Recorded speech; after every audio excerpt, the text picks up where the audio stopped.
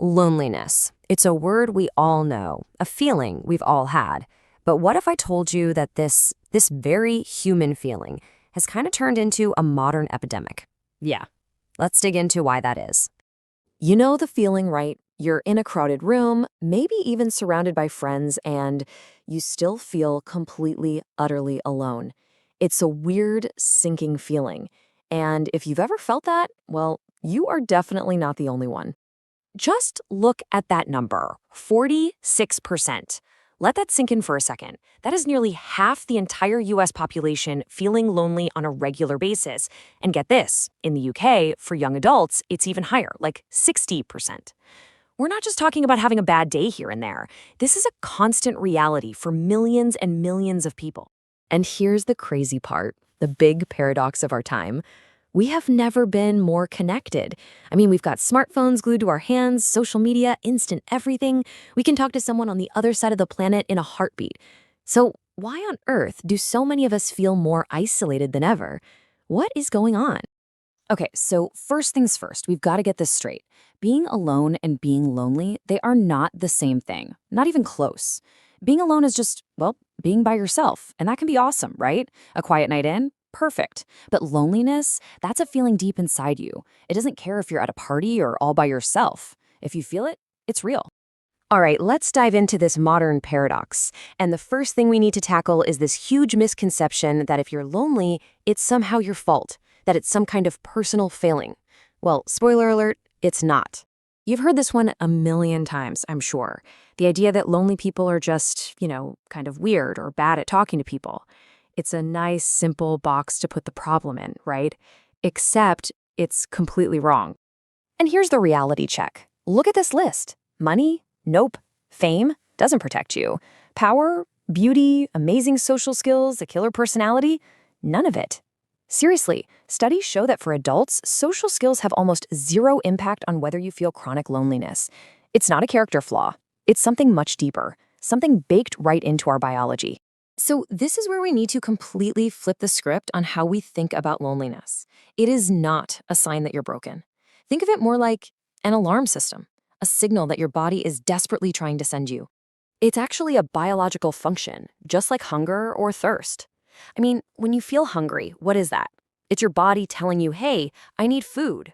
When you're thirsty, it's screaming for water. Well, loneliness is the exact same thing, but for your social needs. It's a signal to pay attention. So hunger tells your body what it needs to survive physically. And loneliness? That's the signal for what your brain needs to survive socially. It really is that fundamental. Which kind of begs the question, right? Why is being social so critical to our survival? Well, let's rewind way, way back. For our ancient ancestors, going it alone was not an option. You were born into a tribe, and that tribe was your lifeline. Hunting, safety, raising kids, you couldn't do any of it by yourself. Sticking with the group meant survival. Getting kicked out, that was a death sentence. Period. So, to make sure we didn't do anything stupid to get ourselves exiled, our bodies evolved this incredible mechanism called social pain. You know that awful, stinging feeling you get when you feel rejected? That's it. That's your ancient brain screaming, warning, warning, fix this now or you'll die alone in the wilderness. It's a survival instinct, plain and simple. But here's the problem. In our modern world, that ancient alarm system can go haywire. It can get stuck in the on position, creating this horrible feedback loop, a loneliness trap that can be really, really hard to escape.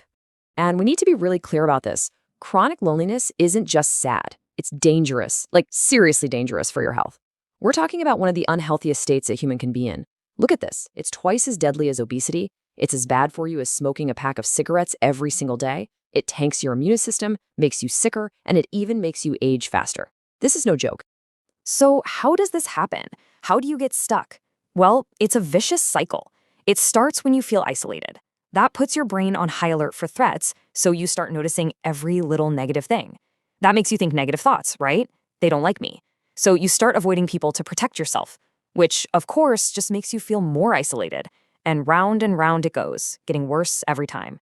When you're stuck in that loop, your brain basically flips a switch into self-preservation mode, and it starts to see danger everywhere, even when it's not there.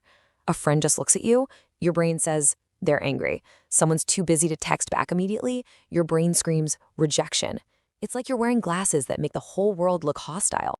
Okay, I know that all sounds pretty bleak, but here is the good news, the really important part. You are not stuck. This cycle can absolutely be broken. So let's talk about how to actually do that, the practical steps you can take. Step 1, and this is maybe the most important one, just acknowledge the feeling. And do it without beating yourself up about it. There should be zero shame here. Every single person on earth feels lonely sometimes. It doesn't make you weak, it just makes you human. You gotta accept the feeling is there before you can do anything about it. So, here's a 4-step game plan to break that cycle. Once you've acknowledged it, you can start to pull it apart. It's all about checking in with yourself. What are you focusing on? What stories are you telling yourself? And then, what are you gonna do about it? First, you've got to examine where your attention is going. When you're lonely, your brain is like a super magnet for negative stuff. So you have to ask yourself, honestly, are you only focusing on the bad parts of an interaction? Are you totally glossing over the good or even just the neutral moments? Be a detective about your own thoughts. Next up, challenge your assumptions. Are you automatically jumping to the worst possible conclusion? Thinking, oh, they didn't invite me, they must hate me. When really, they might have just forgotten. You have to actively question that little voice in your head that's always spinning the most negative story. And look, this is the toughest step. It's about changing your behavior. It means taking a risk. It means being vulnerable, even just a tiny bit. Can you give someone the benefit of the doubt?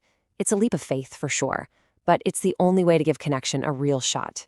And I want to be super clear about this. Sometimes trying to do this all on your own is just too much, and that's okay. If you feel really and truly stuck, reaching out to a professional, a therapist, a counselor, that is not weakness. That is one of the bravest things you can possibly do. Which I think really brings it all home. Most other animals, they get what they need from the world around them. But us, humans, we get what we need from each other.